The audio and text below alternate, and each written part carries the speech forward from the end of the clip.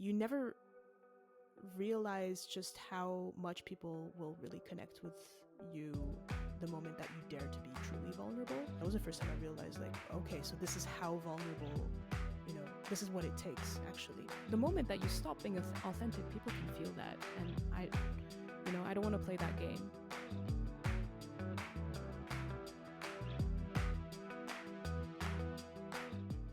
Hello, welcome to Stories from MURU, a So Far Sounds podcast where we dive into the stories of incredible artists we love and the moments that shape their journey.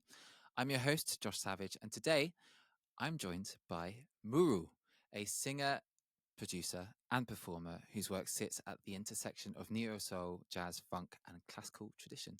With roots in Korea, Spain, Russia, and Switzerland, MURU's music is a sonic tapestry of her multicultural identity. Her sound draws from artists like Kimbra, Naro, and Jordan Rakai, but her voice, stage presence, and loop-driven live shows are entirely her own. She's recently released her EP, The Climb, along with a string of singles that explore ambition, identity, and emotional resilience, all delivered with soul, depth, and technical mastery, as we saw at one of our So Far shows recently. MURU, welcome to the podcast. Great to have you here. Thank you so much, and thank you for that lovely introduction. Of course, I try my best.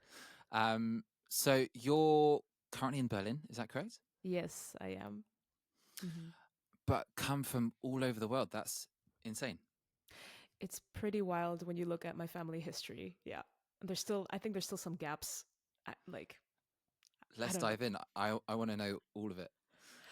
Oh my gosh, it's pretty. Well, I mean, if you go back to my grandparents, it's kind of tragic because what pushed people to move is not really the happiest. Nowadays, I mean, when we move, it's more by choice. And I mean, for my grandparents, so my mom is Korean and my dad is Spanish Russian, right? And their parents, so on my mom's side, my grandmother was actually North Korean and my grandfather South Korean. And she moved down, yeah. And so she moved down during the war, and yeah, I mean, it's a pretty crazy story. I still don't even know most of it. But eventually the whole family migrated to the States, and on the other side of the family, my Spanish grandfather, my Russian grandmother, well, they also moved because of the respective wars that were going on at that time, and they met in Paris. My Russian grandmother was my grandfather's Russian teacher. That's how they met, and they got married, and and then they moved to Switzerland, and yeah, and that's how that came to be. So there was a lot of movement in the family, not for the most, well, for very tragic reasons, but it in the end, our family is actually a really beautiful cluster of multiculturality and multiple ways of understanding and mindsets of the world. So yeah. So have you been collecting passports? I haven't collected them. I have how do you say? I don't know even how to say this. I'm like, they've been handed to me. I'm not so sure how good of a. No, so I was actually born in the States, so I have the American passport. Yeah, what a. I don't know if I should. I don't know if I should say that, but yeah. Well, that's the most powerful passport you can get, especially, and very handy as a musician. So why not? Yeah. It's a bit of a. I think most musicians are a bit. I mean, it's a bit conflicting to have this right now, but. So how many do you have? I have 3. You have 3. Okay, amazing. I'm very jealous because as a Brit, my European citizenship was taken away. So I'm like trying to get a German one now, so I can regain that now. That's wild. No, that's really wild. Well, I mean, I hope so. How's your German? Scheiße. Aber ich spreche ein bisschen. I just know the basics, just so I can get B1 and then qualify for the passport, and I'll be applying for it very soon, actually. Okay, nice. Fingers crossed. Nice, fingers crossed for you. So why, out of this incredible background, multicultural background, why Berlin out of all the cities you could potentially live in the world?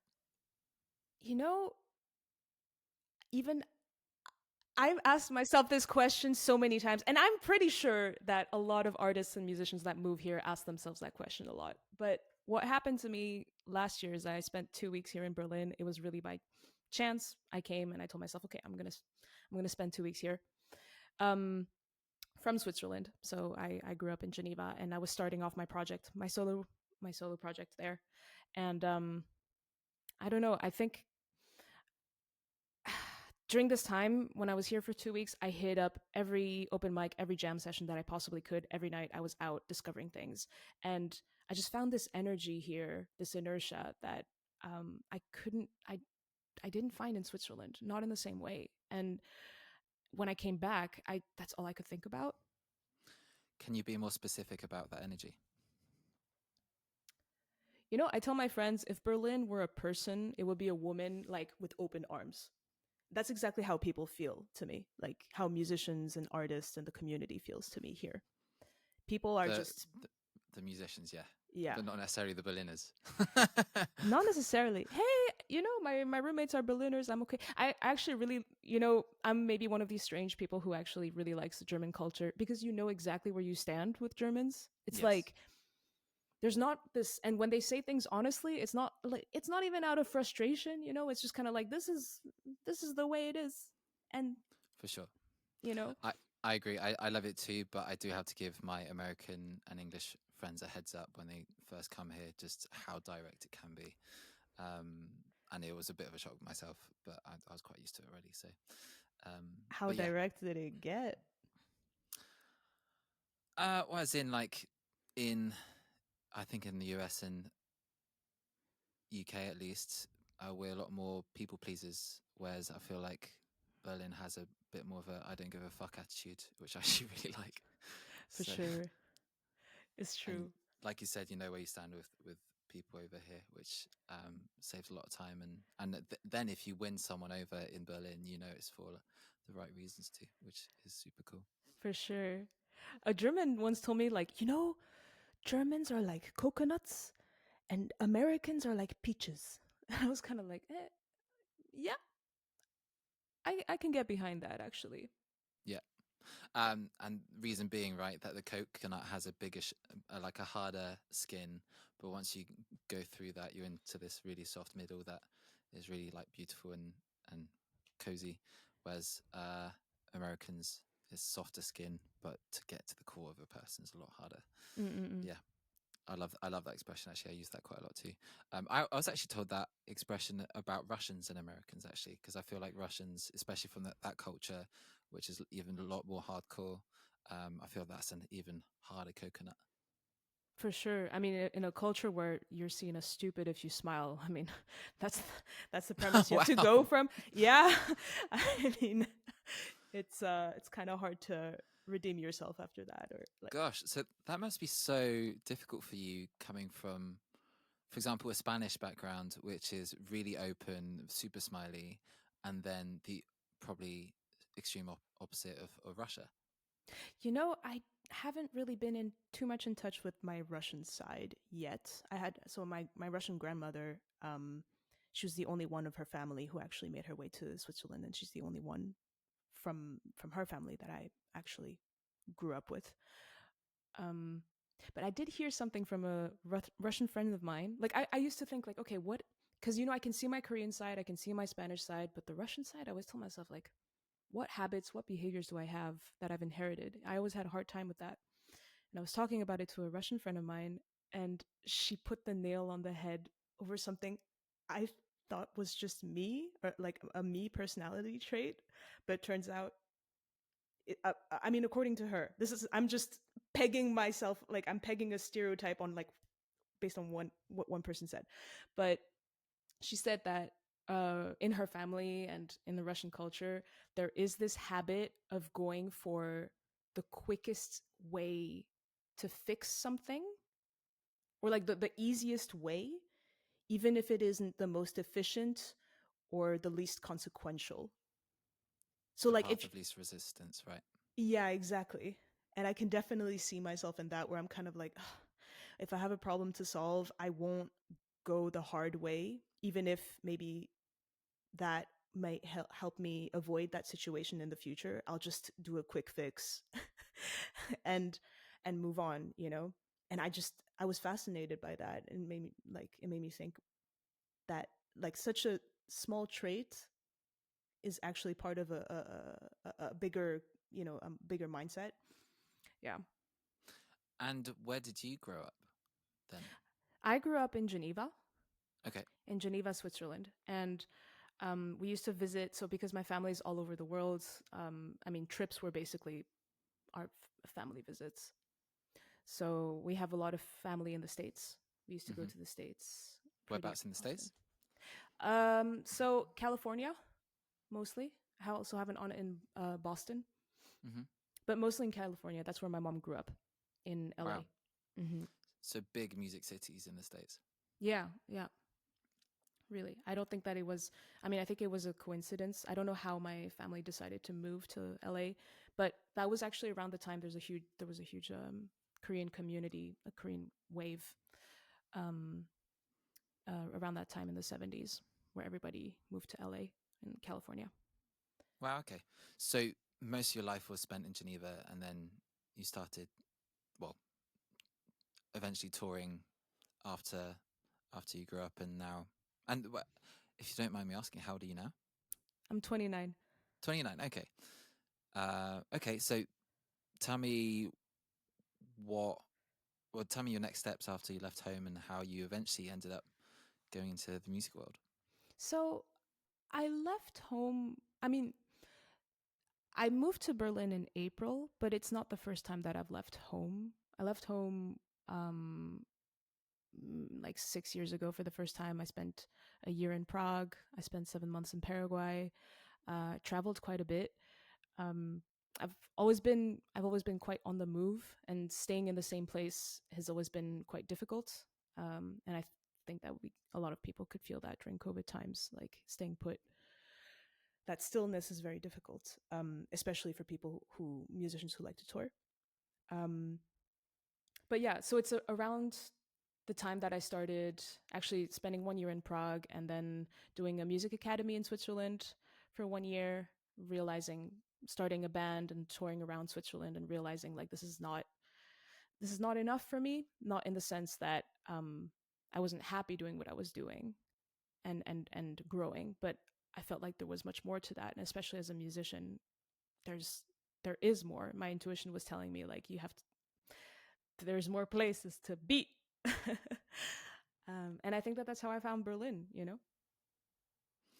Wow. So let's dive into your first musical steps then, like especially considering of your diverse background, like how much music was being fed to you when you were growing up? In what were you listening to? What inspired you to eventually start making your own music? Mm, mm-mm. So both of my parents are classical pianists, and and the whole family actually. Yeah, my grandfather was a composer. My grandmother, she loved the opera. She sang a lot. Everybody has an instrument up their sleeve, you know, that they. Is it blasphemy that you're now going into the pop world? It was for the longest time, man. Oh my god. It was so it was so hard. I hid it from my parents for so long, man. I wanted to do like what I because I wanted to study. I actually wanted to go to a music school as soon as I hit 18, and my parents were like no, because they were projecting their fear of like what would happen to me and stuff in the classical field, because I wanted to do classical. And then I started moving more into jazz and like improvisation and like I don't know, pop and funk and all these things. And oh my gosh, like having to explain to my mom, who back in the day was like, who's Beyonce, and like what this world has to offer, and to realize as well that like our struggles are actually the same, but they're different. Like they're same in so many ways, but we just like yeah, it was so hard. It was so hard to be Tell understood. us that conversation. Tell me how you eventually ended up coming out the cupboard as a pop musician. Oh my god, I don't think I ever had. I think that there was a bit of the Asian in me that was like, you know what? I'll just keep doing what I do. I'm I'm gonna have the talk by not having the confrontation, and I'm just gonna keep doing me, and then one day it's gonna work, and then I'm just gonna drop it. And that's kind of what happened, like I was just kind of like, yeah, like, I'm doing music and I have this concert next week in this venue. It was like, yeah, one of the biggest venues in Geneva in town, and I was like, yeah, I really love it if you could come. And that, that was kind of like my way of being like, you see, this is what I'm doing, whether I have the support that I need or not. I think that it was hard for me to get that support for them because I didn't ask for it in the first place in the way that I needed to receive that love. And now since then, you know, That's they're hilarious. So, yeah. so tell us about your first steps into the classical world, and then what drew you to the dark side of different genres.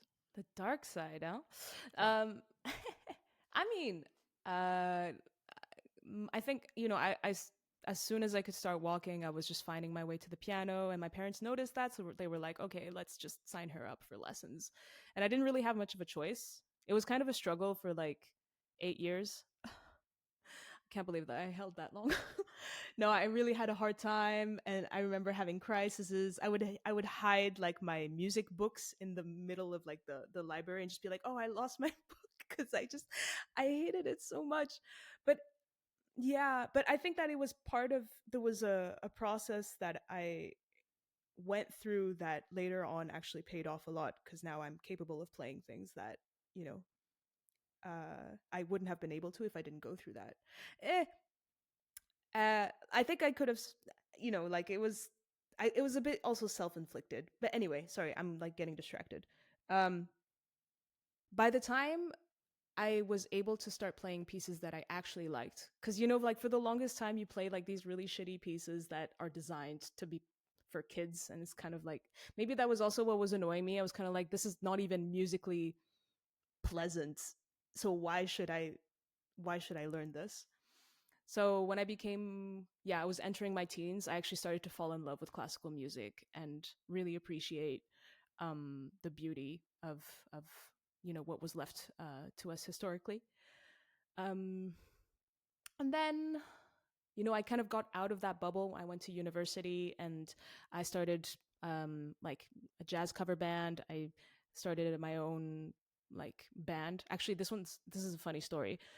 There was a band competition in the region where I was studying, and I really wanted to enter. Like with a friend of mine, we were like, "Huh, yeah, it would be cool if we entered. You want to form a band and just enter this competition?"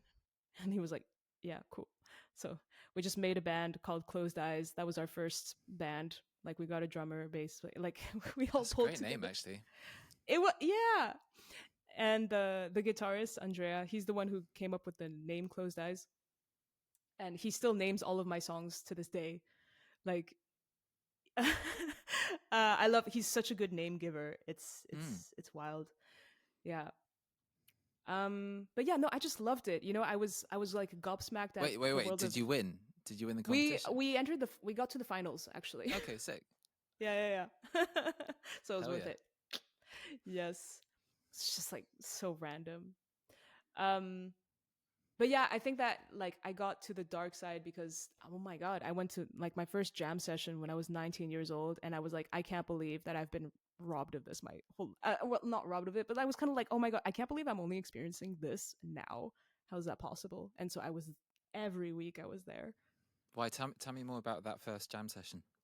It was just like entering a room where energy was just, you could feel how you could just feel everybody's thrill of being in the present moment and having a conversation. It didn't feel, because with classical music, or maybe different genres sometimes, or different mindsets, it feels a bit static. But when you don't know what's going to happen next, it's like having a good conversation and you don't know where it's going to lead, but you keep on talking and you can feel Mm, yourself going. Like, that's what I felt like. I just felt so stimulated all of a sudden, and realizing that nobody, when you realize that nobody really knows what's going to happen next, but you can feel that you're all getting there. You're getting there together. right. And that's interesting because I know from classical music, you're taught to basically follow the notes to a T and not really break the rules or anything like that. And also, I know a lot of classical musicians actually struggle to jam and improvise. Why was that not the case for you? I don't know. Oh. I don't know, man. But I think that when I first started jamming, I used my voice. It took me a lot of time to deconstruct the grid, the classical grid. Oh yeah, no, it was really painful actually. I'm glad that I didn't start later. I think I would have even harder of a time. But Why was it painful?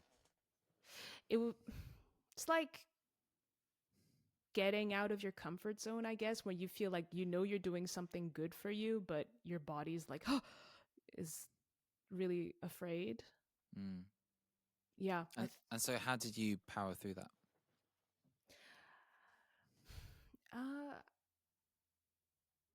I just did. I was in the band. We had gigs. I had to, like when you have concerts, you know, it's like, yeah, it's like when you have concerts, I guess, you have to deliver. You have a deadline. So it's like, okay, well, I have to learn this piece and I have to at least try on my side to improvise because we have a gig on Friday and it's well paid and I need this money. So let's go. Yeah, yeah, fair. And so, was this before or after you started going into jazz? That was during. So the first band I Hmm. was in was a jazz cover band. And that's actually how I discovered jazz. Mm. And actually, I became a singer by accident because I was the only girl in the band and I was playing the keyboard. I was just super happy to be there and have a good time with the guys. And then they were like, oh, we need a singer. And everybody turns to me. I'm like, guys, just because are you serious? But it's thanks to them that I now sing. Yeah. Oh, so you weren't singing at all before that? Nah, I mean, by myself, Wow, Yeah, yeah. crazy. Yeah. And did you have any vocal training at all, or was it just through playing gigs? Yeah, I mean, I trained by myself. Actually, I really rely on the practice from the keys Hmm. to practice for my vocals. How so? Like I draw a lot of wisdom from how I practice the keyboard. So just yeah, I don't know, you're a guitarist, right? Um I'm a few things: guitar, piano, trumpet, and singing. you play the trumpet? No way. I'm a bit super rusty now, but I used to for sure. Oh, dang. Nice. I heard that it's a killer for the lips. Oh yeah. Mm, wow. Nice. But so how I don't know, with when you practice your instrument and different notes and the different rhythms that might be difficult. It's the same for the voice, maybe reaching a certain interval. You need to get there. I don't know. There's different exercises you can do, going back and forth slowly, trying different rhythms, even though it's not at all the rhythm of the song.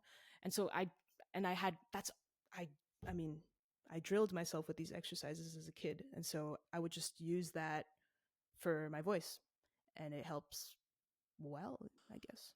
And how does that work? Because when you're working through intervals on the piano, saying you're playing fifths, but then Mm. it's just fingers, right? But doing it on vocally is completely different. And that I would assume you have got different. Well, on piano you've got different exercises that help the dexterity in your fingers, whereas like improving your voice is should be different exercises, right?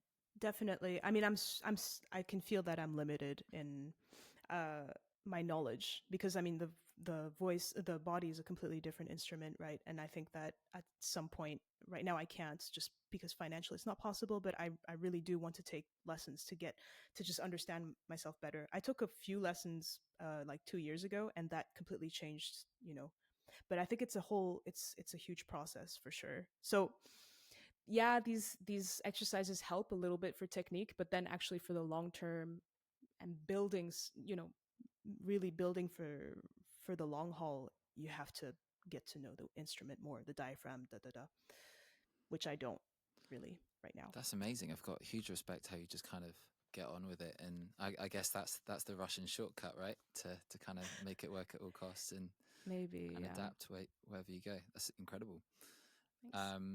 And so, tell me more about your how you first got into songwriting. Then, when was that? I guess I composed a lot when I was a kid. I don't really remember, but I'm pretty sure that I have some books since I was like 12 where I would write really random songs. I think I remember one of the first songs I wrote was about a turtle crossing the road, like this kind of stuff. Um Was that allowed by the parents if it wasn't classical music? oh my god, I kept it as a secret. They don't know. But now with this podcast they'll know. All has been revealed now. Oh no. Oh my gosh. No. Um but then I don't know. I think the first song that was actually performed that was with Closed Eyes, my very first band, and it happened.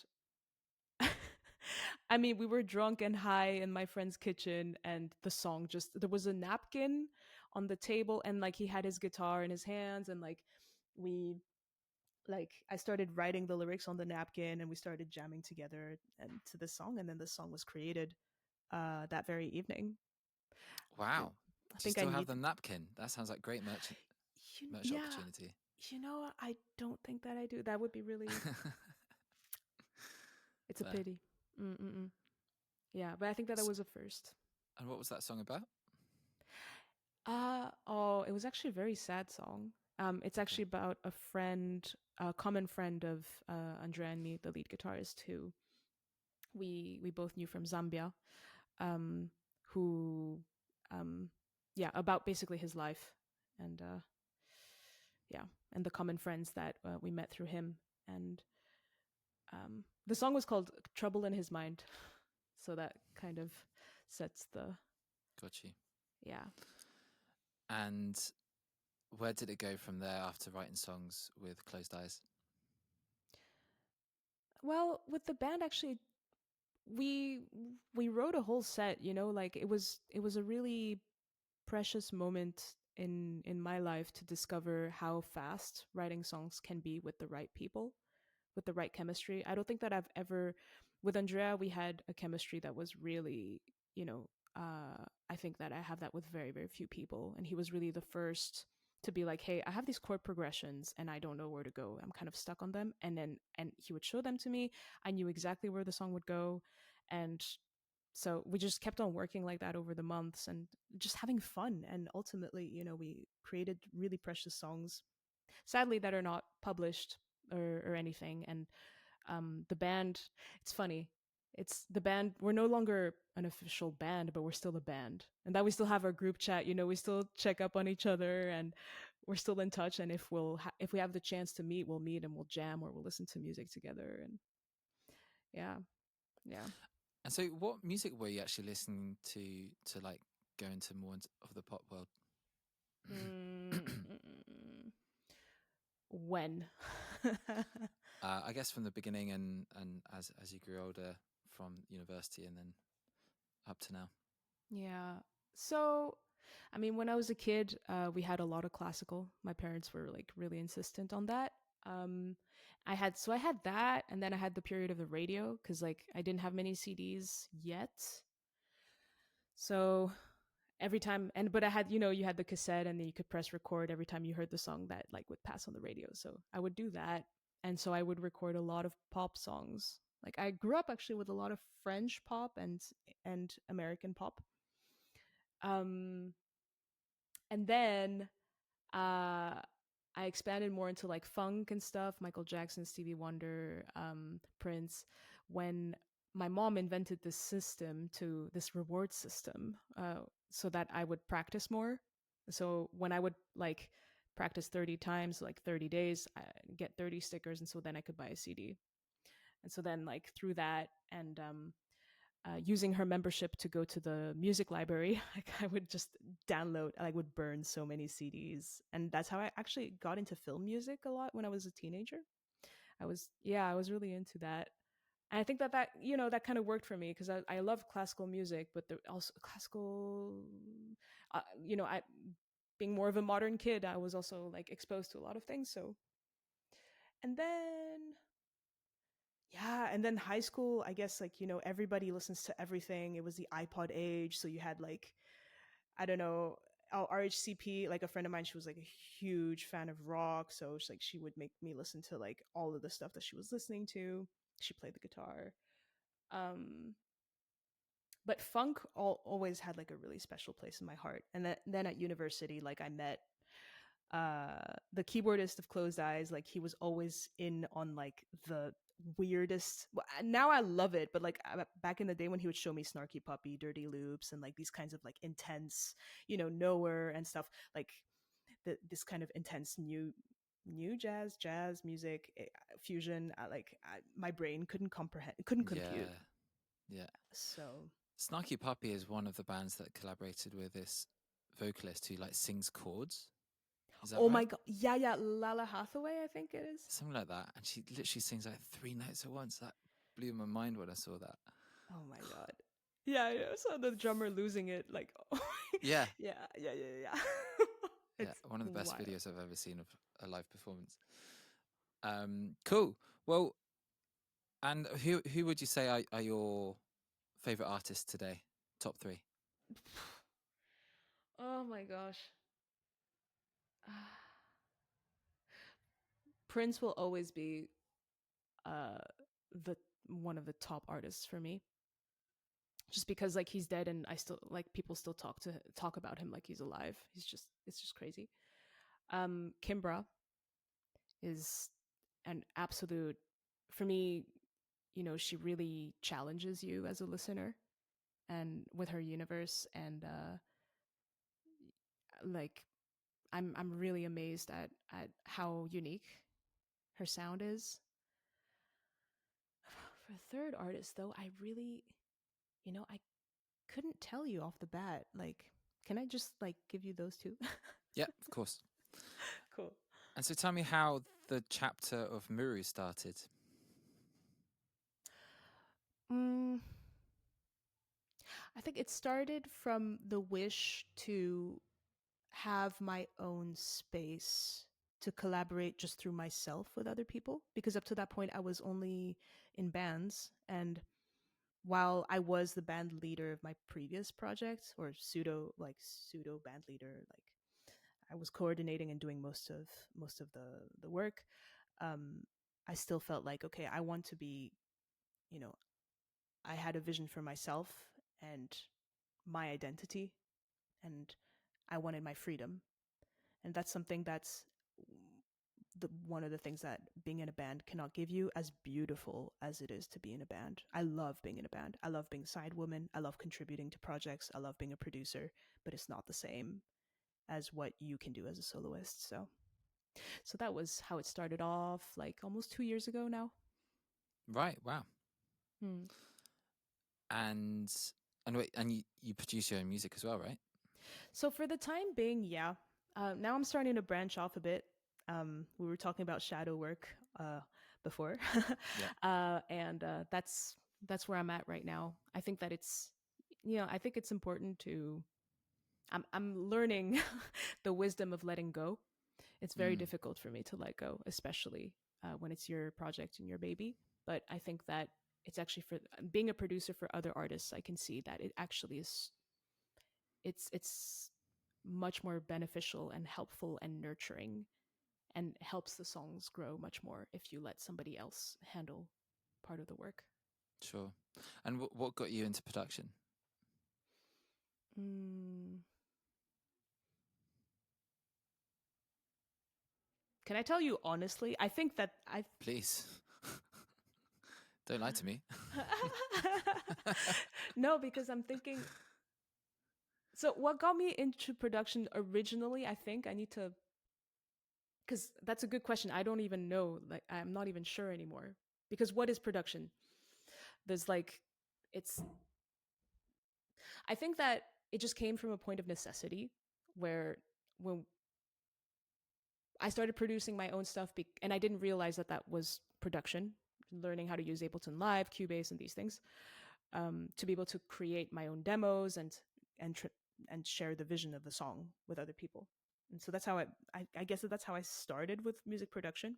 Didn't think too much of it though, because I was doing that for the band, doing that for me. But how I started producing for other artists, it was actually, so I had a manager last year, a really good friend of mine, and she helped me begin laying the groundwork for the project. And she told me like, Ari, you should produce for others. Like, you should definitely produce for other artists. Like this, I mean, you have the capacity for it. Like, do it. And I was kind of like, why not? Sure. And she started connecting me to people, and I started talking to people about it. And the first song that I produced was for an award winning. Sorry, like that was weird.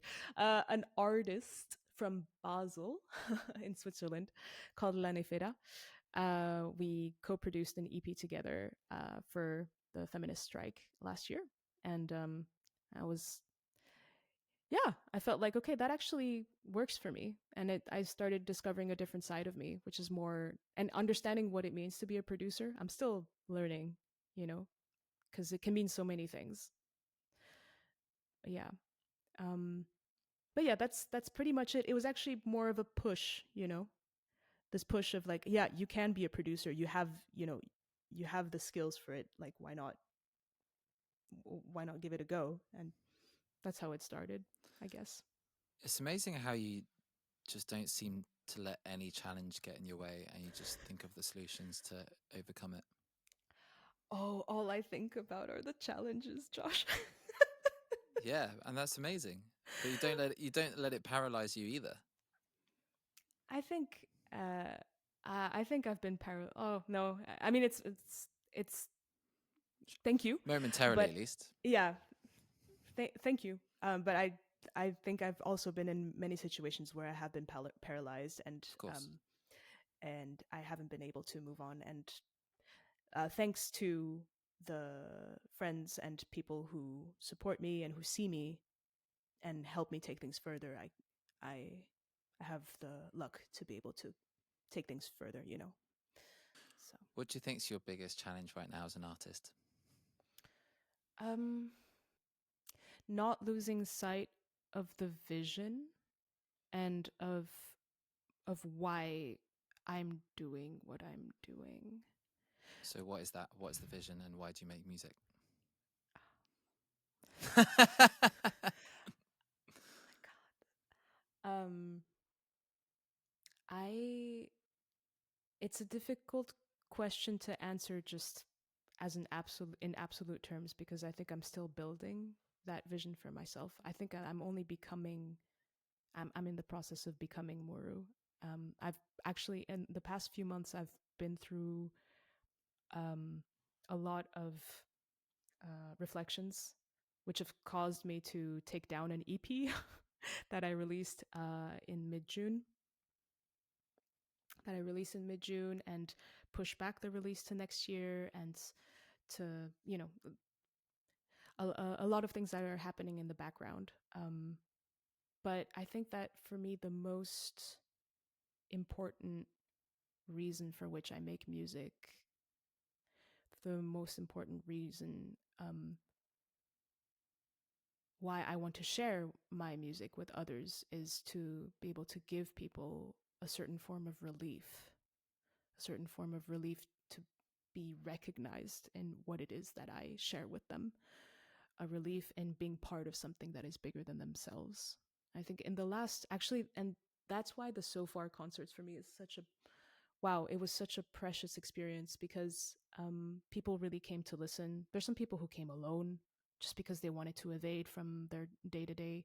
There's a person, there's a person who came to me after the show, and oh my gosh, we we started bawling together. It was her words just made my whole night, and I knew that that concert was for her that evening. But she came to me and she said, and she didn't speak English very well. She was really shy. She hesitated to come and talk to me, and she was so cute.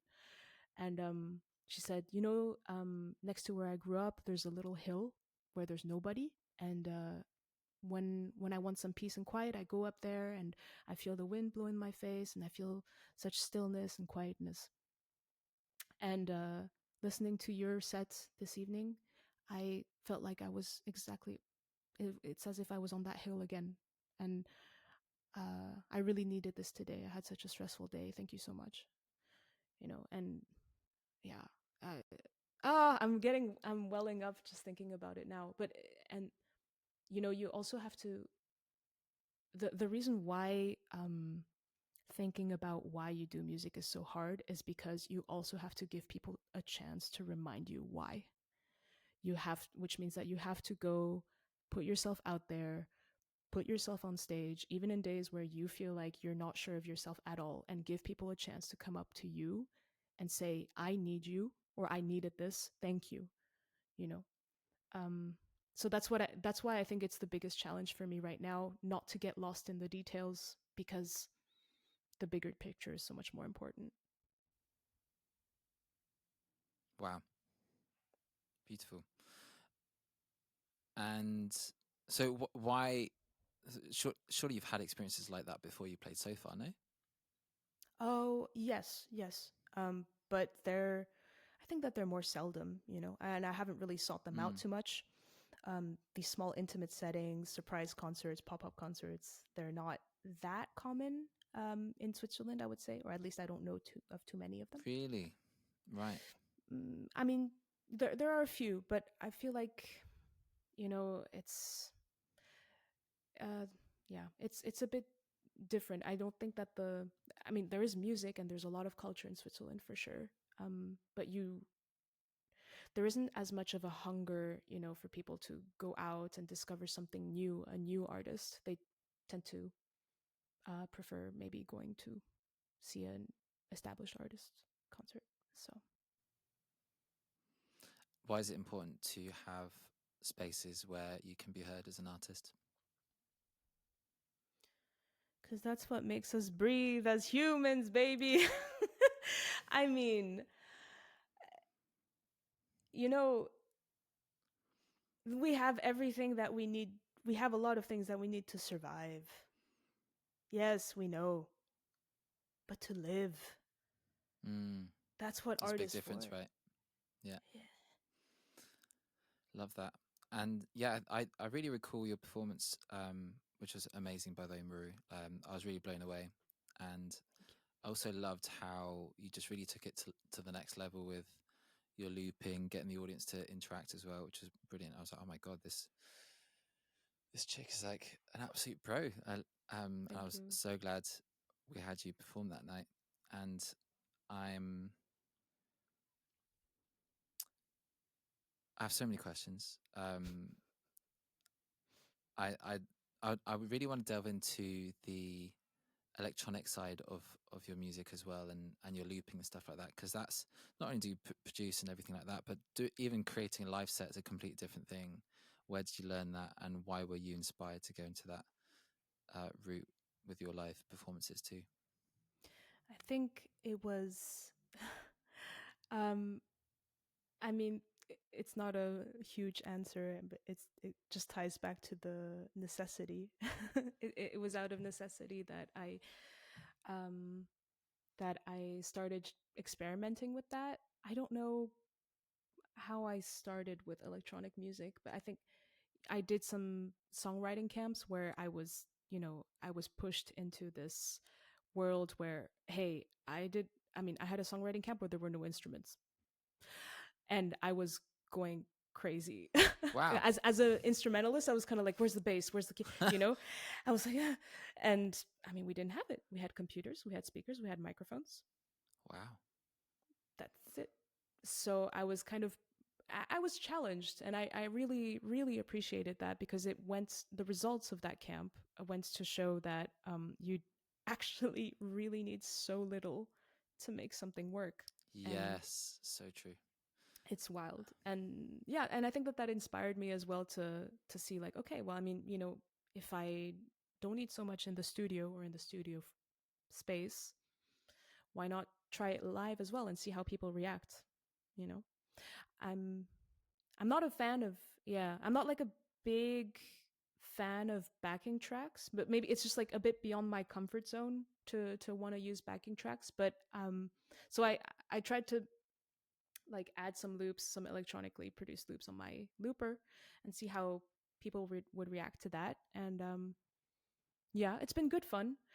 It's been a bit challenging because, being present with the public, being a vocalist, and then like managing the keyboard and the looper on your own can be a bit much. I think that with just vocals it's fine, but then the moment that you start to put beats and stuff, it's a more of a pity than it adds, I find. Yeah, that's what I loved about your set. Actually, you had just the right amount of electronic seasoning, but you still prioritized the live performance and in audience participation. Because I actually don't accept any bookings from artists that do backing tracks. I think that's not what So Far Sounds about. When I grew up playing So Far Sounds, it was all about, most shows were even unplugged, and I think that's what made So Far Sound special. And I feel like there is a risk that So Far has had in the recent past where it's a lot of shows can just seem like any other show, and for me, I really wanted to bring that So Far Sounds magic back, and that's why I brought it back to Berlin.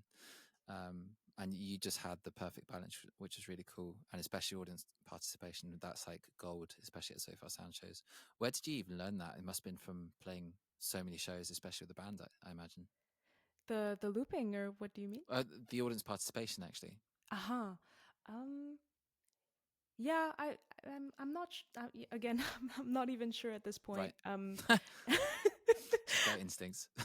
Yeah, no, thanks. I think hmm, I don't know, but I think that it was just over time, you see, like, I like making the audience participate. I think that it also comes from the looping mindset of like, okay, I mean, there's so many voices, but there's like 100 voices in front of me. Why don't I just make them sing, Yeah, 100%. And Exactly. exactly. So that's how it started. I love making people sing. Oh my god. We love it too.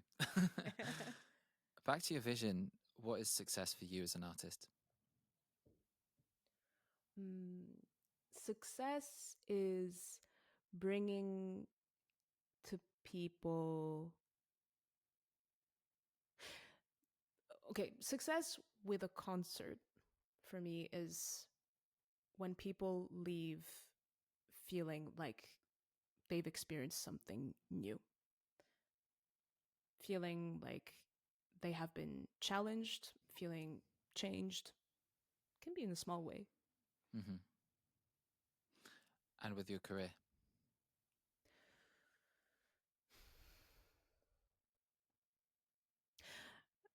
Somebody once asked me, "Do you want fame?" And I was like, "I no, I'm not sure that I do. I don't want fame. I want recognition." And they're like, "Oh, how do you make out the difference?" And I said, "Well, fame is for the face, recognition is for the mind. I want to be remembered for what I have to say and how I say it and my abilities, not just what kind of show I put on necessarily." So I'm not sure where this adventure might lead me. I'll be extremely grateful and extremely happy, if I manage to get more visibility online and, grow a bigger community and of people who appreciate my music. I'll be so grateful. And I think that it's possible, but I don't want to make that the goal. I just For me, success, if I can at least, when people hear MURU, they know what I'm about and what I stand for, then you know, that will be my form of success. And don't ask me what MURU stands for. I am still building that part. Didn't think of that. That's a great question. But okay, if you're still figuring that out, let us know later. I do want to ask, actually, what is on your bucket list as an artist? What are some dream goals that would just like, once that's completed, you could literally just die happy? Hey, I don't even know anymore. I'm just doing. But if one day, I think that if, like, I can just imagine these small milestones, and not it's not even about like things to do, because I'm going to, whatever I can do, I'm going to do it, Hmm. like whatever project I have, I'm going to do it. Or But learn how it's to. or or learn how to. It's more about the people that I get to meet along the way who see me.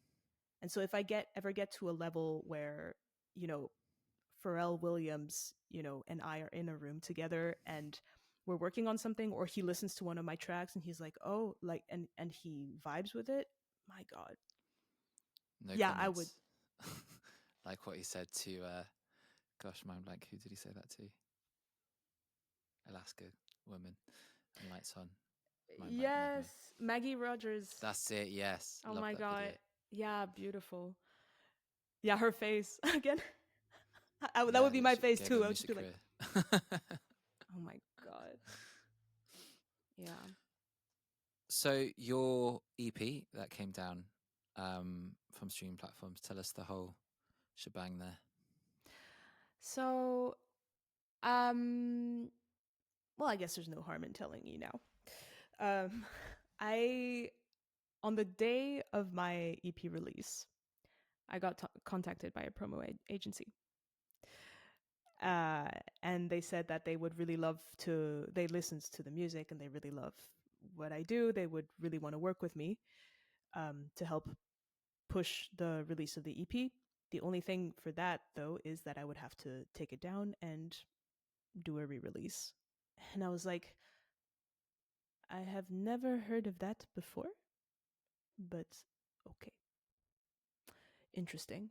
And we had a long conversation about it. It sounded, you know, I told myself like this could actually be worth it. You know, I put a lot of effort and sweat and bone into this EP, and I would really love for it to have a bit more visibility. So why not? So I took it down, um, and we started planning the re-release. But more things started happening along the way over the past few weeks, and and it made me realize actually that there's a bigger picture that I need to paint, and it's still too soon to release the EP. I feel like there's some things that are starting to fall into place, but I just haven't given myself the time to really absorb everything. And that goes back to like the biggest challenge of, you know, being in this artistic road right now is really not losing sight of the vision and doing things that serve the vision rather than taking shortcuts. So I have to like put my Russian side away from now and try to be a bit more introspective. Right. Yeah. Is there ever a good time to release music, though? Don't we always come up with excuses? no, I think there is. I do believe that there is a right time. Well, a right time, a good time. Yes, I think. I'm starting to realize more as a producer that you you have a big responsibility, not just ooh, there's a fly. Uh, um, so I'm talking as a producer, not as an artist. But the world changes and moves so fast that Especially now. especially now, and I mean I'm not even gonna talk about AI and all of that, but you have this huge responsibility to not just think about where the song is at now, but where how the song's texture might be in 3 years' time, because that's what you're aiming for. So if you're creating a song that is really vibing with the trend of right now, I don't know what's trending now. Um, and I don't know, like if you think about commercial pop at the moment, let's say, like really loud music, a lot of subs, they like synths. There's a bit of this like vintage style that's like on the rise again. So whatever, right now, and you're creating music now. For now, if you release it in the next 6 months, in the next year, it would be the right time. But if you choose to then hold on to it for a few more years, and you did it originally you did it because it was relevant at that time, and you release it later on, there may be a certain um, asynchronicity, you know, and so as like that's also what I'm thinking about as a producer. Like, you know, FKA Twigs, like she completely changed the game with her album, for me at least. um I don't know. I live a bit under a rock, so I'm not really sure what's out there. But this, electronic music is taking a whole. It's starting to take a whole different level, and you have to think more as in terms of like where it's gonna be and not where it's at now. Right. Um, Sounds stressful. yes, so that's me as an that's me as a producer, but me as an artist, I think that the good time to release music is when you are ready. Mm. That's the only Right. criterion. And how do you know when you're ready? I think you know. Do you know? I do, but the listeners might not. I forgot who it was that said it. Um, but it's a rapper. But so he says that he knows when a song is done, when there is nothing left to say. That's when you know that you're ready to release an album, to release something. It's when you know that there's nothing left to say. I feel like that's when you finish a song, though, but not necessarily a recording. Because I feel like with recordings, there's always something else you could tweak and stuff like that, and it drives you insane. Me personally, at least. Hmm. Do you And then, edit a lot of your songs, or you uh, work? well, it depends if I work with a producer or not. Sometimes I self-produce too. Hmm. But I feel like there's always something you can tweak, and sometimes you actually over tweak it and you actually make it worse sometimes. And actually, that's why limitations are great, whether it's like running out of time, out of money, and stuff like that, because it's a lot more kind of authentic and raw that way, and you literally can't fuck it up further sometimes. Got you. Yeah, I feel that, and I have definitely done that. I think one of my first songs, it took me 4 years to release it, just because I kept on going back to it. But I Mm, think, I don't know, me personally, I've gotten better at that over time, just because um, the more releases you do, the more you realize that um, the song is just a timestamp of where you were at. And yes, there's a certain standard. You have your standards, you have your right to your standards, but at some point, um, you know, there will be a time where you want to share it with the world, and you'll look back at the song 6 months, 1 year from now, and you'll be like, ah, shit, this. And now I've just I have solace in knowing that I've grown. If I can listen to my music and see what I would change, it means that I've grown. Good. yeah, I'll make it better for the next time, you know. yeah, amazing mindset. How's your relationship with social media? Like, you're doing everything. How do you still have time to create such authentic, engaging social media? What I love about your social media is your storytelling. Your storytelling is just as good in your content as it is at your shows as well. Wow. Tell me more about your relationship with it, which can be, yeah, very Wow. difficult for a lot of artists. Thank you so much. I'm I'm quite emotionally attached to my social media account. Not because I'm addicted. Yeah, it's not healthy, but but more because of the fact that for me, genuinely, every single follow and every single response is like a person walking into the room and Mm, officially recognizing me. And I don't take that lightly. And that's why, I've been through, I've been through the phases that a lot of people have been through, being like stressing over, having to do 3 posts per week, 4 posts, and being like, oh, I have to do this promotion, let's schedule a calendar and stuff. And, but at the moment, I'm again, like, as we talked about it, I'm taking a step back and trying to think about, okay, what makes sense to me, and my process with that was pretty long. I think it's still going to take some time before I really know where I'm going, but I just started experimenting more with different ways of presenting my perspective. Actually, the first video that I made on Instagram that has more storytelling behind it, the first one that I released was Am I Too Sensitive for the Music Industry? I That saw that was. one. Mm, so that was last year. I was,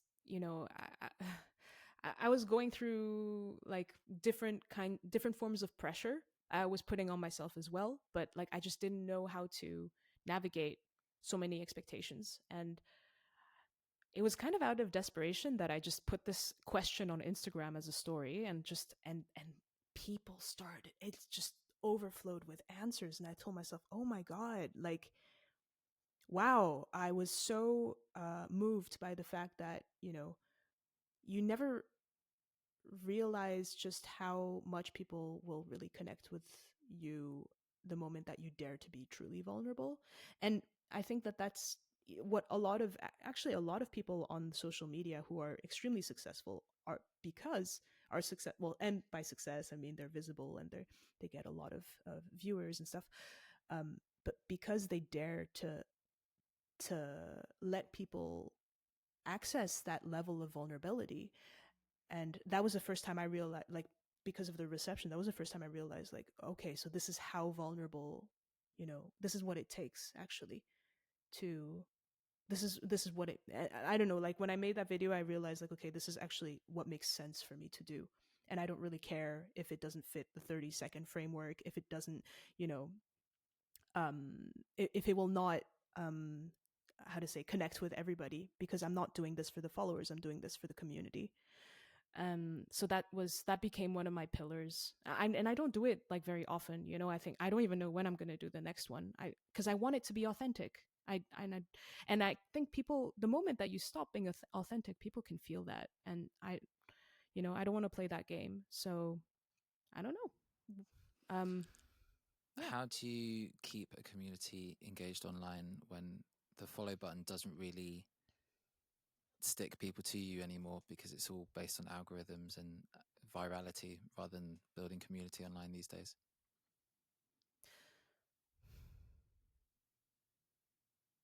By giving them what they need What do they and need? ask them. I don't know. I don't know. I think that this is a very good question for artists, um, especially in a time where things are shifting a lot. The needs may not be. No, I think that the needs are the same. I think that connection is the same. The need for connection between people, the need for feeling seen is the same. It's just that Instagram and these social media platforms are, um, not the best way to reach people anymore. I don't feel that. I genuinely don't feel that. But also feel that we as artists do have an effort. Well, I personally, I'm just gonna say, I don't like saying we. I personally have an effort that I want to make to be authentic visually as well as auditively, so that when people go on my Instagram account, they can feel who I am. And for some people who don't have time, who are fully focused on music and who are touring, da da da, like, everybody has their own style, everybody has their own way of doing things, because everybody has their own personality. But yeah, Do you use other platforms to keep your community engaged? so I have a Patreon page that, You do? I Awesome. do, that I'm not too active on at the moment, but I definitely want to start being more regular with that, because at the moment there's a lot of projects that are, yeah, it's kind of difficult to manage. But I bet. mm, um no, but apart from that, no. I will start a newsletter eventually, but like, I was going to say, actually, my top tip from my own experience as an artist from so far shows is directing people to your Instagram is a wasted opportunity at so far, because you have so many music lovers in one space that just gave you their full attention, which is super rare these days, as we spoke about. And Instagram is all based on algorithms, and yeah, when people follow you, they're not necessarily seeing every single post. What I did as an artist, I would direct people to Facebook, because Facebook was hotter than Instagram at the time when I started my career. But then no one's really using Facebook anymore, so all that that energy spent into getting people to follow you on Facebook was great short term, but long term is not going to give you longevity. What's really helped me is the fact that I also had a newsletter then, because you could get people to sign up instantly, and then you can direct them to your headline shows, which is how you're going to get better paid and grow as an artist and start attracting the music industry that and building your team. That would be my top tip. I know you're playing So Far very soon, so I would say create a newsletter before that show. Give yourself a deadline, and have the So Far Sounds team even like support you, because they want to support their music lovers themselves. Have them support you, and even collecting mailing lists for you. Literally, you could ask anybody on my team to just do it for you, and they most likely will. And then you're just building community that way, where your super fans stick with you, so that when you have a headline show, you can really sell it out and build from there, and yeah, and grow to where you deserve to be. Thank you. Yeah, thanks for the tip. And I mean, the fact that there are spaces like So Far is what allows people to cut through the noise and reach the artist. And I mean, you probably hear this really, really often, but I mean, the work that you and your team are doing is absolutely, absolutely priceless. So thank you so much for doing that. For people who haven't been to a So Far show, why does it help? What stands out at So Far show compared to a normal show? Mm-hmm.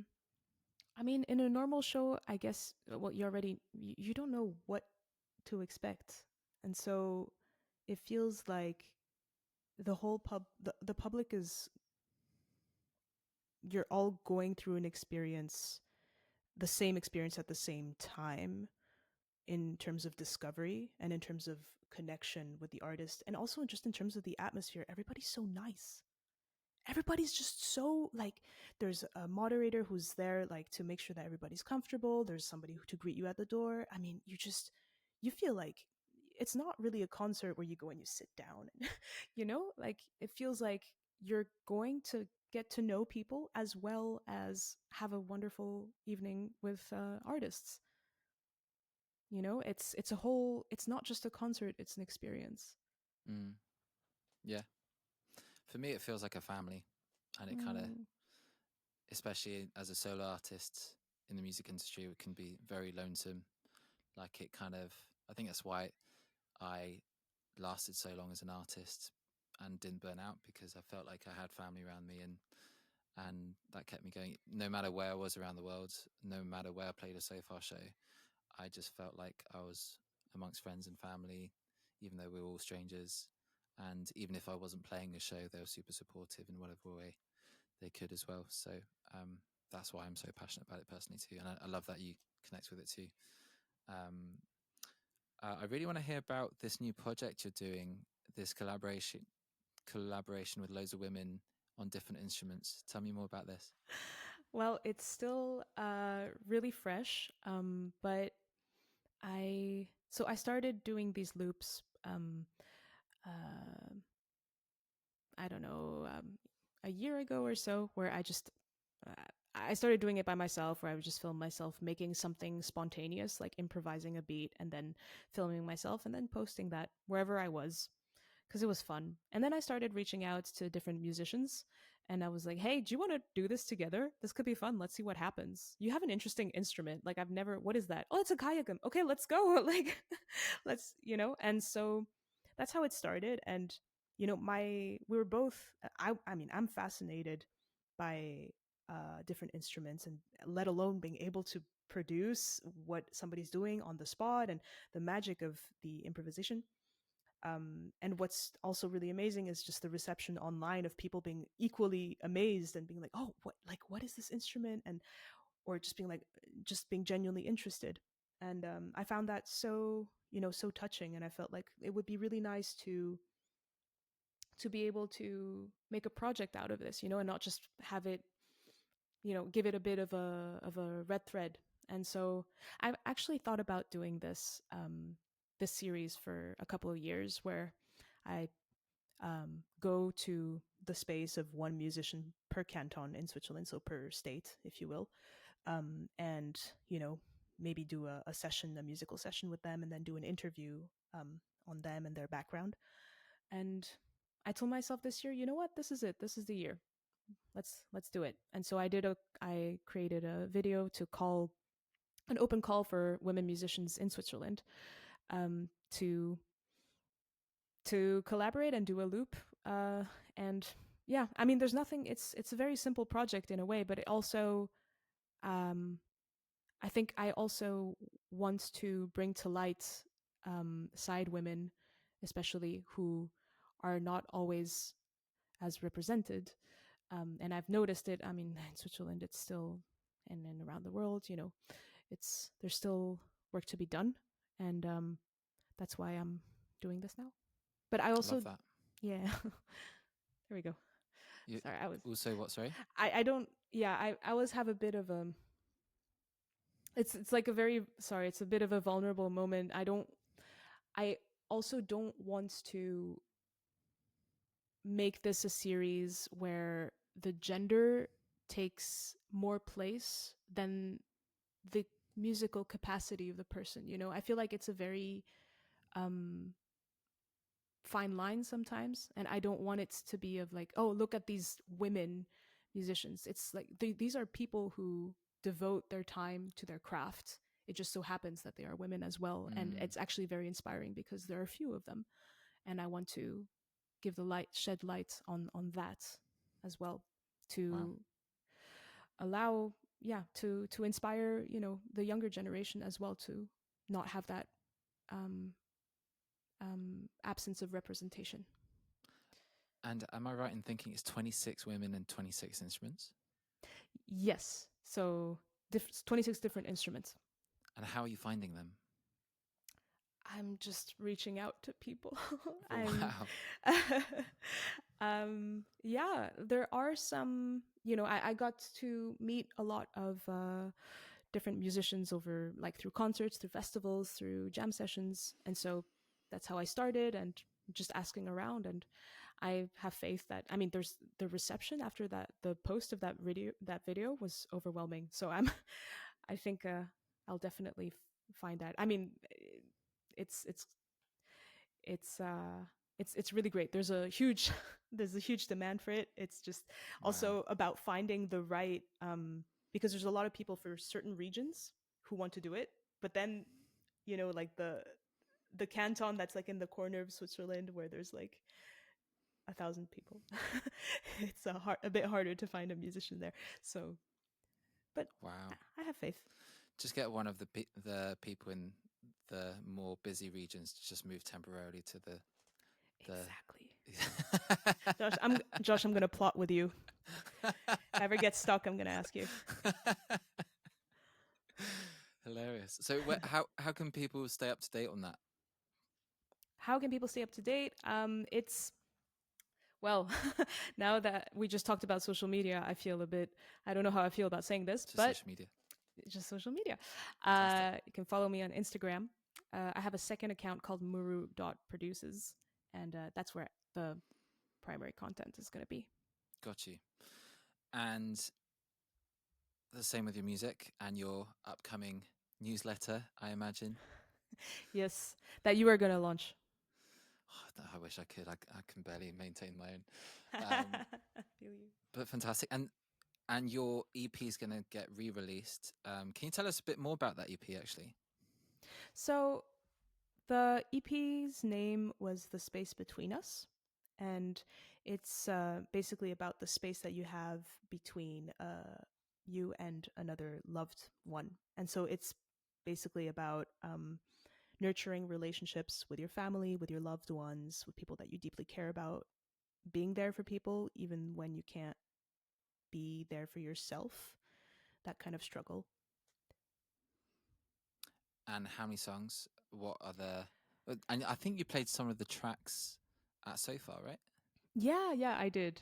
So I did perform the first song from the EP at So Far in April. Was it called? It hurts to hear your name, That's it. and yeah, and it's a 4-track EP, and yeah, very brief. But I have, um, let's just say that maybe it won't be just 4 songs next year. Fantastic. Great. An extended version. Let's go. There you go. Brilliant. And any upcoming? What's your touring schedule like over the next few years? Um, Tell us about that. I saw you toured. You played your first shows in England this year, and any more shows in Europe or even other continents to look forward to? Definitely. So, well, other continents, I don't know. The next few years are still like still very broad for me. But in the next months, actually, I have a second tour in the UK coming up in October, and I'll have a couple of dates in Switzerland as well. And for next year, we'll see. But slowly, I really loved performing in England, and I've had a lot of support with the booking there. So I'm very grateful to be able to go back in October, and I'm going to be releasing the dates for those very soon. Hell yeah. Let's finish on what's something you would tell your younger self.